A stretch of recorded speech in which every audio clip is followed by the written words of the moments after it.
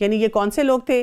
یہاں پہ ہم دیکھ رہے ہیں کہ ان لوگوں کا ذکر آ رہا ہے جو کہ منافق تھے، کیونکہ احد کے دن آپ صلی اللہ علیہ وآلہ وسلم نے 50 پیدل تیر انداز آدمیوں کو، جو کہ عبداللہ بن جبیر رضی اللہ عنہ کی کمان میں تھے، ایک پہاڑی درے پر مقرر کیا. اور جیسے میں نے آپ کو بتایا کہ ان کو بڑی سٹرکٹ قسم کی وہاں پہ انسٹرکشن دی تھی کہ آپ نے وہاں سے نہیں اترنا. لیکن جب وہ لوگ وہاں سے اتر آئے، جبکہ ان کی کمانڈ آفیسر ان کو بار بار بتا بھی رہے تھے کہ آپ نے وہیں پر رہنا ہے، تو اس وقت خالد بن ولید جو تھے وہ مسلمان نہیں ہوئے تھے. اور کیونکہ وہ بہت بہادر سپہ سالار تھے اور ان کے پاس بڑی جنگی ٹیکنیکس ہوتی تھیں، تو انہوں نے پیچھے سے آ کر ان پر حملہ کر دیا. اور اس وقت کافروں نے مسلمانوں کے 70 جو تھے لوگ تھے ان کو شہید کر دیا. تو مسلمانوں کے لیے ایک بہت بڑا ایک قسم کا یہ سیٹ بیک ہو گیا تھا. اور ایسے موقع پہ جتنے منافقین تھے انہوں نے کیا کیا کہ اس بات کو اور اچھالنا شروع کر دیا اور بہت بڑا پروپیگنڈا جو تھا وہ کہنا شروع کر دیا.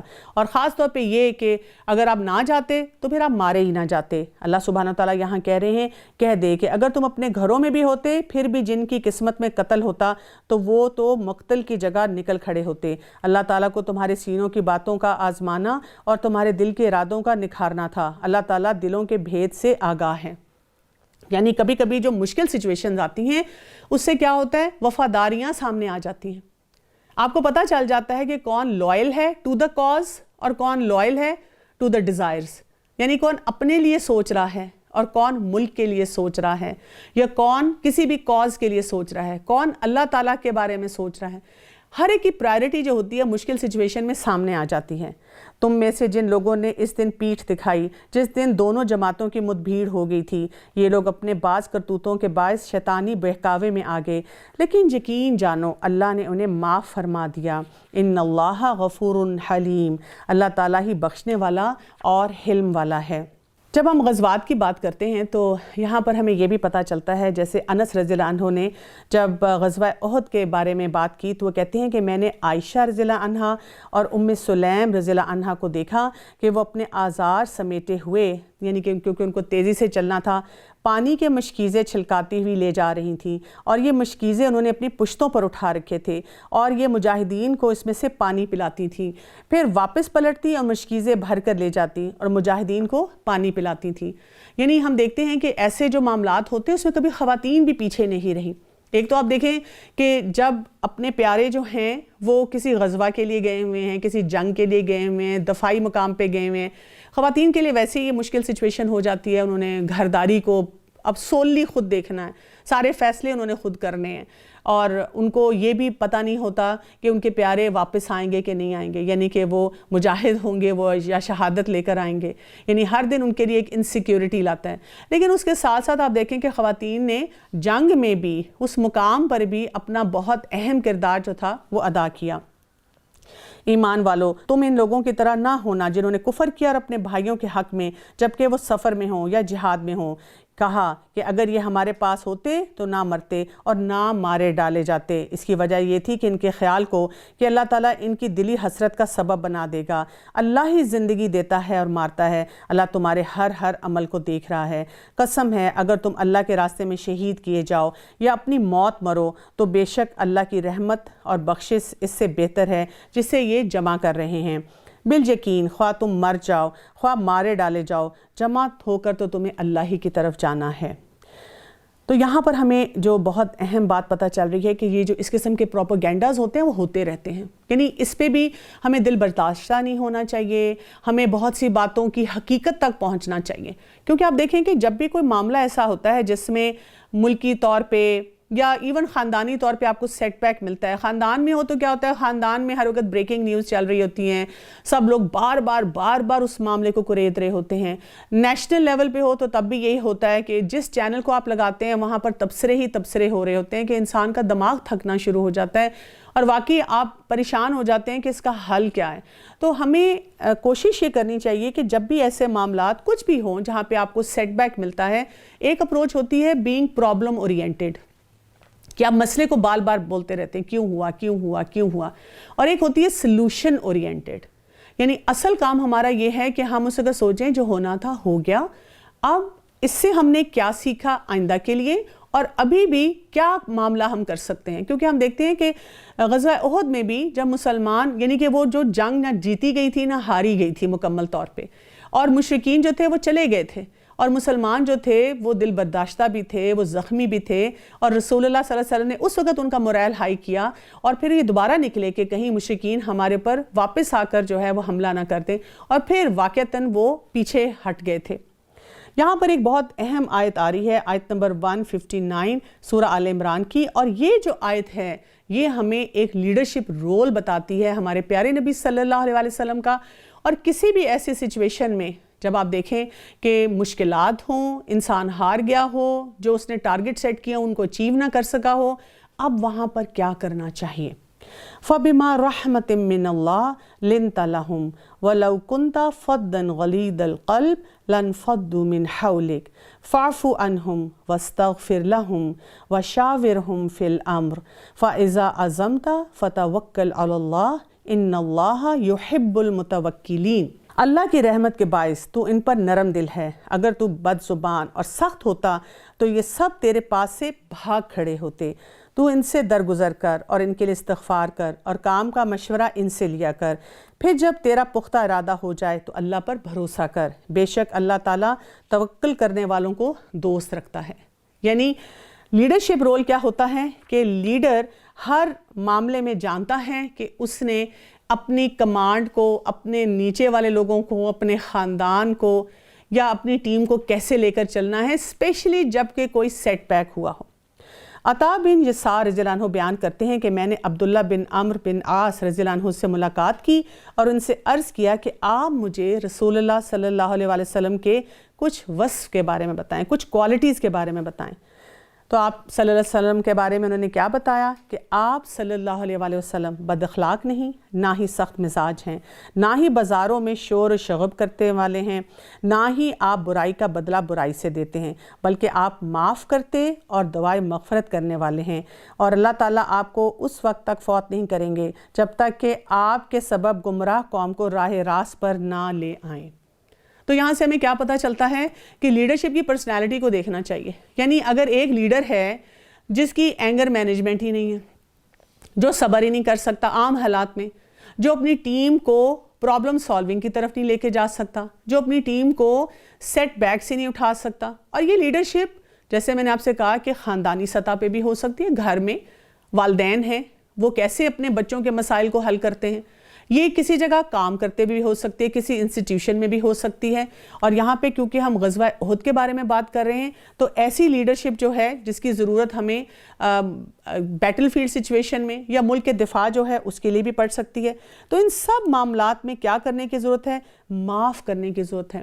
ایسے موقع پہ اپنی ٹیم کو بتانے کی ضرورت ہے کہ کثرت سے استغفار کیا جائے اور پھر ان سے مشورہ لیا جائے۔ یعنی اپنی ٹیم کو کبھی بھی آپ ڈسکارڈ نہیں کرتے کہ اگر ایک مسئلہ غلط ہو گیا اور میں نے اپنی ٹیم کی بات سن لی تھی تو اب آپ کہیں کہ تم لوگوں کی وجہ سے یہ مسئلہ ہوا، میں تو یہ کام ایسے کرنا چاہتا تھا۔ آپ اس کا سلوشن دوبارہ سے ڈھونڈتے ہیں۔ اگر اللہ تعالیٰ تمہاری مدد کرے تو تم پر کوئی غالب نہیں آ سکتا، اور اگر وہ تمہیں چھوڑ دے تو اس کے بعد کون ہے جو تمہاری مدد کرے گا؟ ایمان والوں کو اللہ ہی پر بھروسہ رکھنا چاہیے۔ ناممکن ہے کہ نبی سے خیانت ہو جائے، ہر خیانت کرنے والا خیانت کے لیے قیامت کے دن حاضر ہوگا، پھر ہر شخص اپنے اعمال کا پورا بدلہ دیا جائے گا اور وہ ظلم نہ کیے جائیں گے۔ کیا پس وہ شخص جو اللہ کی خوشنودی کے در پہ ہے اس شخص جیسا ہے جو اللہ کی ناراضگی لے کر لوٹتا ہے اور جس کی جگہ جہنم ہے جو کہ بدترین جگہ ہے۔ اللہ کے پاس یہ بڑے مرتبوں پر ہیں اور ان کے تمام اعمال اللہ بخوبی جانتا ہے۔ پھر دوبارہ سے ہم دیکھتے ہیں کہ پارے کے نصف پہ ہم پہنچ رہے ہیں۔ سورہ آل عمران آیت نمبر 164 میں رسول اللہ صلی اللہ علیہ وسلم کا رول دوبارہ سے بتایا جا رہا ہے، اور یہاں پر اس کو اللہ کا احسان کہہ کے ہمیں بتایا جا رہا ہے۔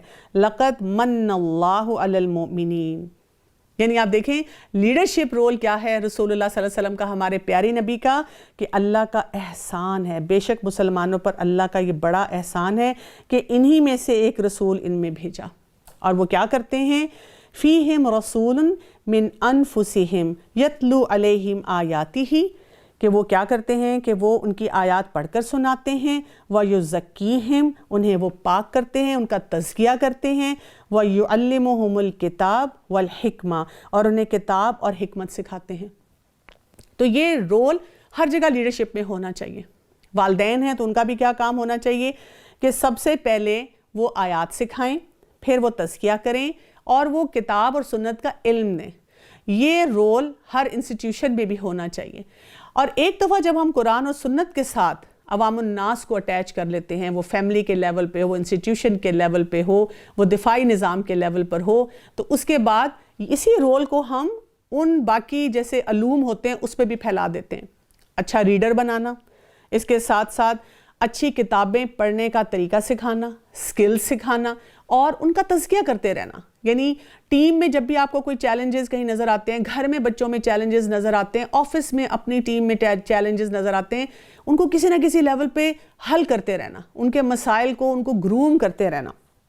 اور یہاں پہ یہی بتایا گیا وَإِن كَانُوا مِن قَبْلُ لَفِي ضَلَالٍ مُبِينٍ، کہ یقیناً یہ سب اس سے پہلے کھلی گمراہی میں تھے۔ ایسے ہی ہوتا ہے نا، جب آپ بچہ چھوٹا ہوتا ہے تو اس کو ہر چیز تو نہیں آتی، ہر کام تو وہ نہیں کر سکتا، اور وہ ڈیپینڈنٹ ہوتا ہے کہ والدین اس کو کیا سکھاتے ہیں۔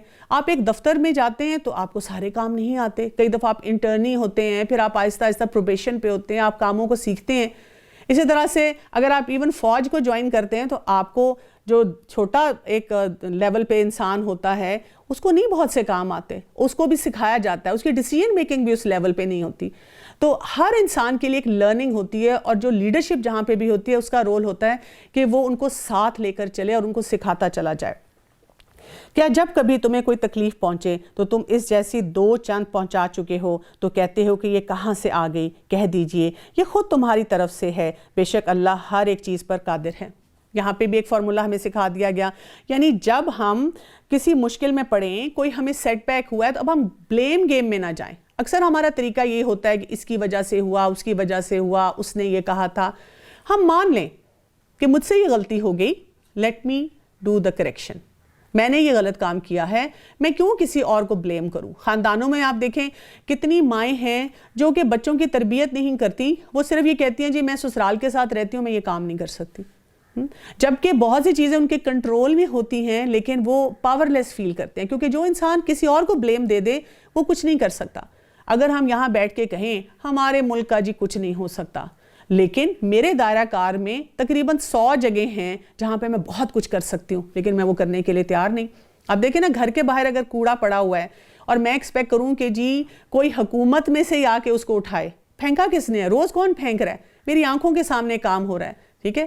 پارک میں آپ جاتے ہیں اور جھولے جو ہیں وہ چھوٹے بچوں کے لیے ہیں، اور وہاں پہ کوئی ایک بڑا انسان جو ہے وہ بیٹھا ہوا ہے، ہیوی ویٹ انسان وہ جھولا لے رہا ہے، اور وہ تو ٹوٹے گا ہی، اور اب ہم ایکسپیکٹ کریں کہ جی حکومت بار بار اس کو ریپلیس کرے۔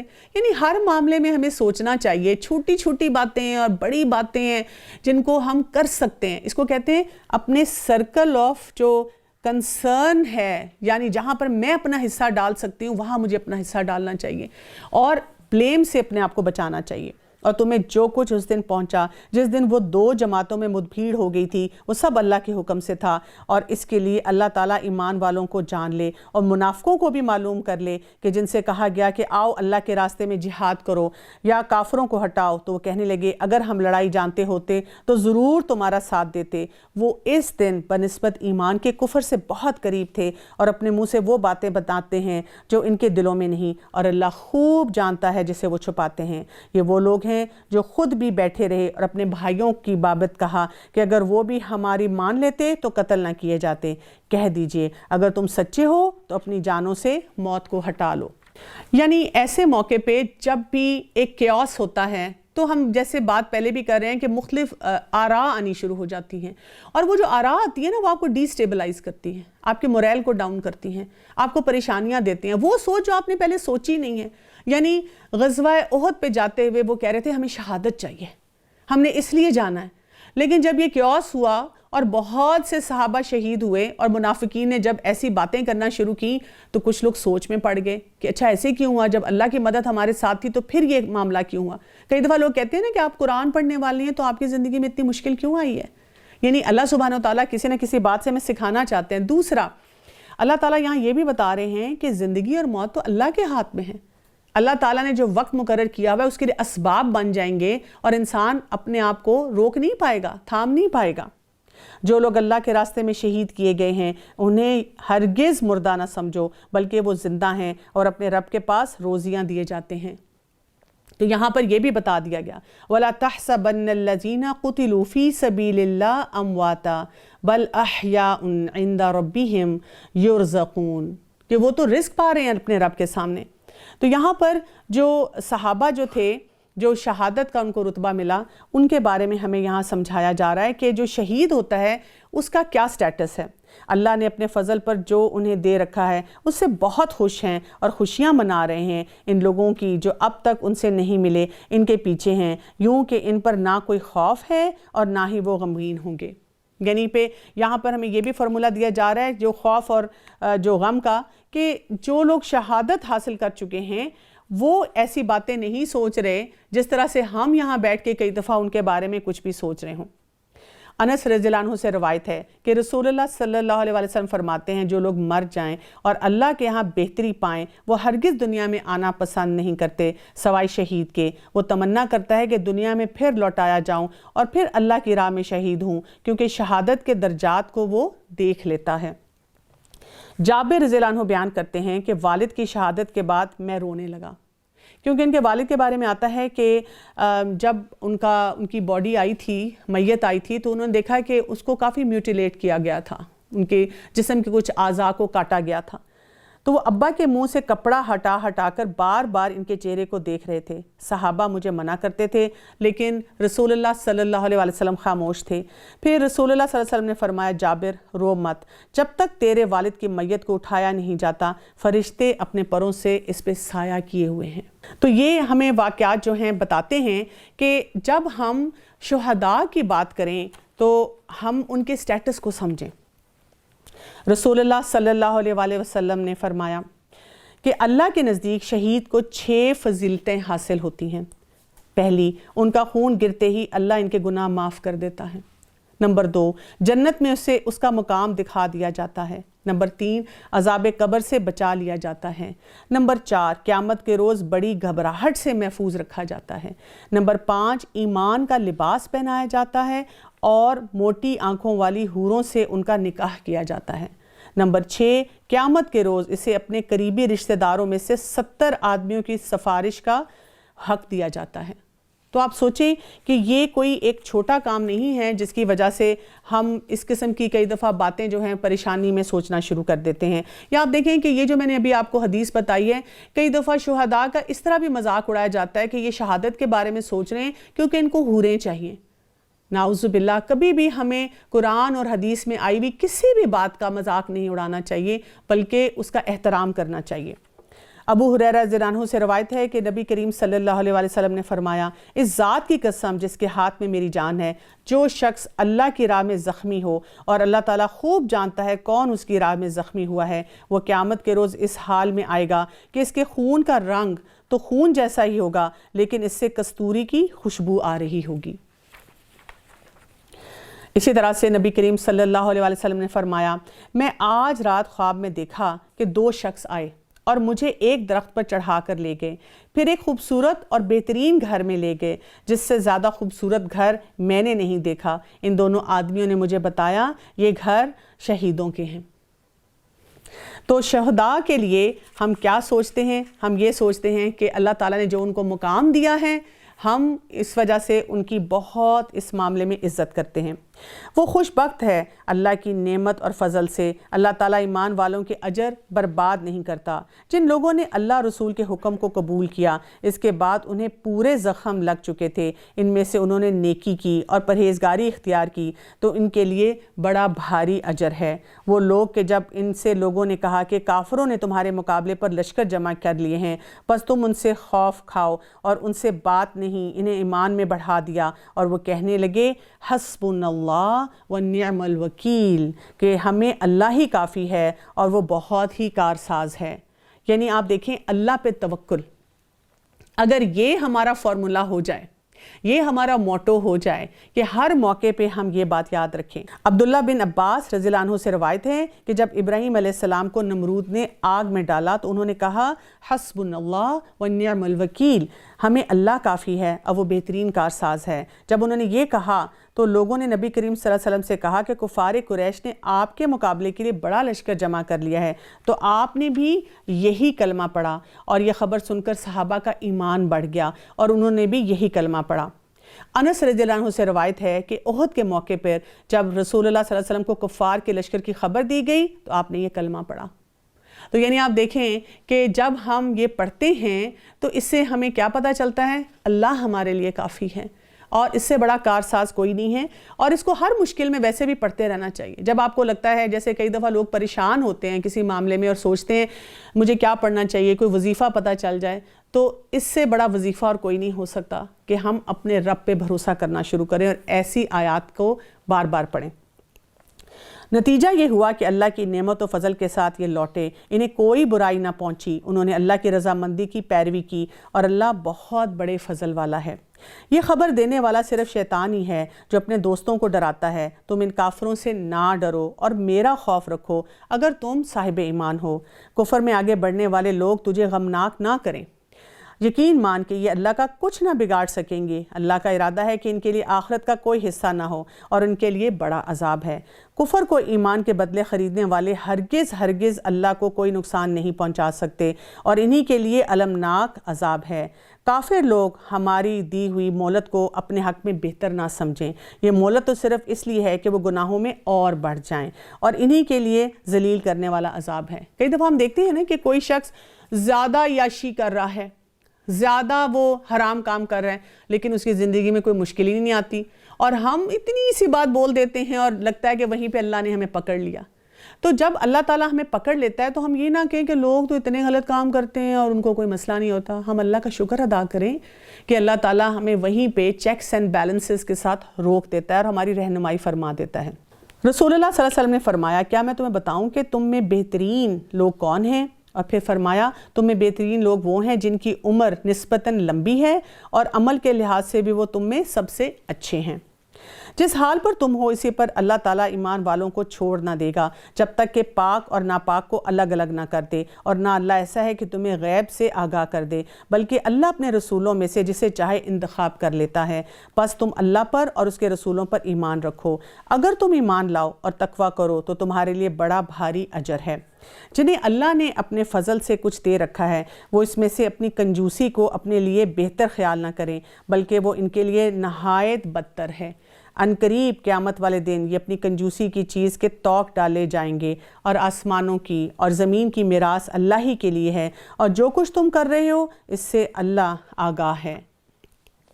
تو یہاں پر ہمیں یہ بھی پتہ چلتا ہے، کیونکہ بخل کی بات ہوئی تو رسول اللہ صلی اللہ علیہ وآلہ وسلم بخل سے بچنے کے لیے بھی دعا مانگا کرتے تھے۔ یا اللہ، میں تجھ سے غم و علم، عاجزی و سستی، کنجوسی، بخیلی، قرض کے بوجھ اور لوگوں کے غالب آ جانے سے پناہ مانگتا ہوں۔ یعنی یہ دعا جو ہے اگر ہم اس کو عادت بنا لیں کہ ہم نے نماز کے بعد پڑھنا ہے، اور جب بھی ہمیں اس قسم کی کوئی پریشانیاں آتی ہیں تب بھی ہم اس کو کثرت سے پڑھیں، تو انشاءاللہ اللہ کی مدد آتی ہے۔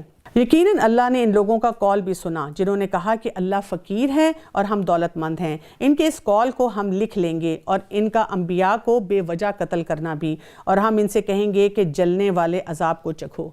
یعنی لوگوں کے آپ کو پیٹرنز نظر آتے ہیں نا، پہلے وہ کیا کرتے ہیں کہ لوگوں کو تنگ کرتے ہیں، پہلے کیا کرتے ہیں پروپیگنڈاز کرتے ہیں، ذرا سا کوئی جب وکٹری ہو تو ساتھ مل جاتے ہیں، جب ڈیفیٹ ہو یا کوئی سیٹ بیک آئے تو پھر باتیں بنانا شروع کر دیتے ہیں، اور پھر ایسے معاملات کرتے کرتے اب نعوذ باللہ اللہ تعالیٰ کے بارے میں باتیں کرنا شروع کر دیتے ہیں، اللہ تعالیٰ کے سسٹم کو جو ہے وہ چیلنج کرنا شروع کر دیتے ہیں۔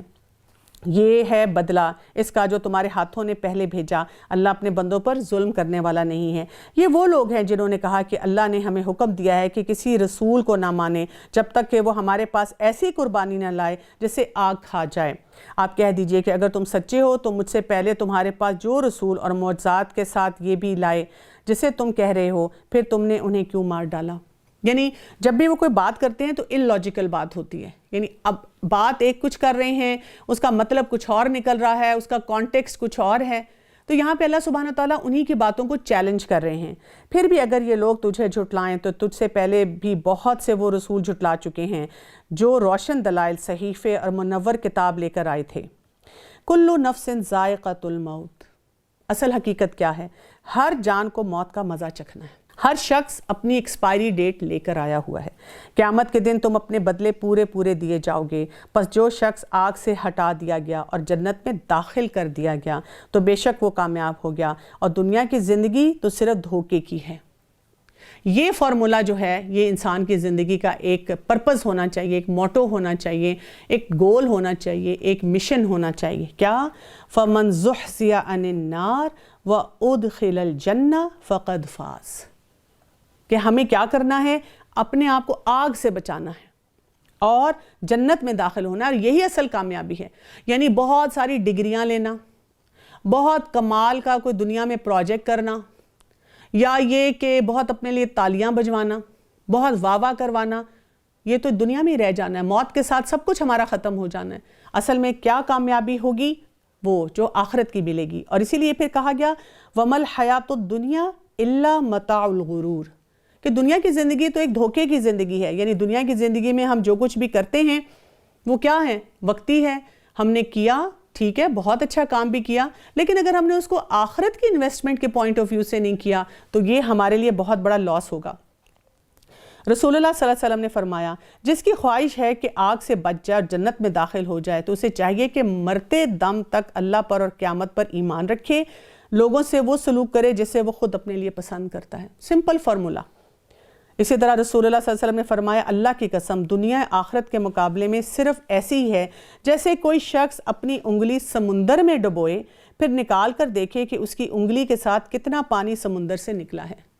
اگر ہم یہ بھی ایکسپیریمنٹ کر لیں، ویسے تو میں لوگوں کو کہتی ہوں کہ اگر آپ ایک بالٹی بھر کے بھی ایک قطرہ اٹھائیں گے تو آپ کو شرمندگی ہوگی کہ میں اس کے لیے اتنا مرا جا رہا ہوں، لیکن یہاں پہ مثال سمندر کی دی گئی ہے۔ تو کبھی آپ بیچ پہ جائیں، سمندر پہ جائیں تو وہاں پہ بھی ایک قطرہ انگلی کو لگائیں، پھر سمندر کو دیکھیں کہ میں کہاں پہ انویسٹ کر رہا ہوں۔ کیا اس قطرے پہ انویسٹ کرنا ضروری ہے یا مجھے آخرت کے بارے میں سوچنا ہے؟ یقیناً تمہارے مالوں اور جانوں میں تمہاری آزمائش کی جائے گی، اور یہ بھی یقینی ہے کہ تمہیں ان لوگوں کی جو تم سے پہلے کتاب دیے گئے تھے اور مشروں کی بہت سی دکھ دینے والی باتیں بھی سننی پڑیں گی۔ وَإِن تَصْبِرُوا وَتَتَّقُوا فَإِنَّ ذَلِكَ مِنْ عَزْمِ الْأُمُورِ، اور اگر تم صبر کر لو اور پرہیزگاری اختیار کرو تو یقیناً یہ بہت عزم کے کاموں میں سے ہے۔ پھر دوبارہ آپ دیکھیں تقویٰ اور صبر کی بات آ رہی ہے، یعنی ان کا لنک آ رہا ہے۔ یعنی کچھ لوگ ایسی باتیں بھی کہتے ہیں کہ آئی ایم ناٹ ڈٹرمنڈ، میں تھوڑا سا کام کرتی ہوں اور پھر گھبرا جاتی ہوں، یا میرے سے کنسسٹنسی سے کوئی کام نہیں کیا جاتا۔ جوش آتا ہے، کوئی ورکشاپ اٹینڈ کی، کوئی لیکچر سنا، کسی مینٹور کے ساتھ کام کیا، اور پھر دوبارہ سے وہی غلط کام کرنے شروع کر دیتے ہیں۔ تو یہاں پر اس کا ہمیں توڑ بتایا جا رہا ہے کہ تقویٰ اور صبر، یہ دونوں چیزیں ہم کریں گے، ان دونوں کاموں کو اپنی زندگی میں لائیں گے تو پھر ہمارے لیے کسی کام کے لیے ڈٹرمنڈ ہونا آسان ہو جائے گا۔ یقیناً تمہارے مالوں اور جانوں میں تمہاری آزمائش کی جائے گی، اور یہ بھی یقینی ہے کہ تمہیں ان لوگوں کی جو تم سے پہلے کتاب دیے گئے تھے اور مشرکوں کی بہت سی دکھ دینے والی باتیں بھی سننی پڑیں گی۔ اگر تم صبر کر لو اور پرہیزگاری اختیار کرو تو یقیناً یہ بہت بڑی ہمت کا کام ہے۔ اللہ تعالیٰ نے جب اہل کتاب سے عہد لیا کہ تم اسے سب لوگوں سے بیان کرتا رہا کر اور اسے چھپاؤ نہیں، پھر بھی ان لوگوں نے اس عہد کو اپنے پیٹھ پیچھے ڈال دیا اور اسے بہت کم قیمت پر بیچ ڈالا۔ ان کا یہ بیپار بہت برا ہے۔ یہ لوگ جو اپنے کرتوتوں پر خوش ہیں اور چاہتے ہیں کہ جو انہوں نے نہیں کیا اس پر بھی ان کی تعریفیں کی جائیں تو انہیں عذاب سے چھٹکارا میں ناصب سمجھ، ان کے لیے دردناک عذاب ہے۔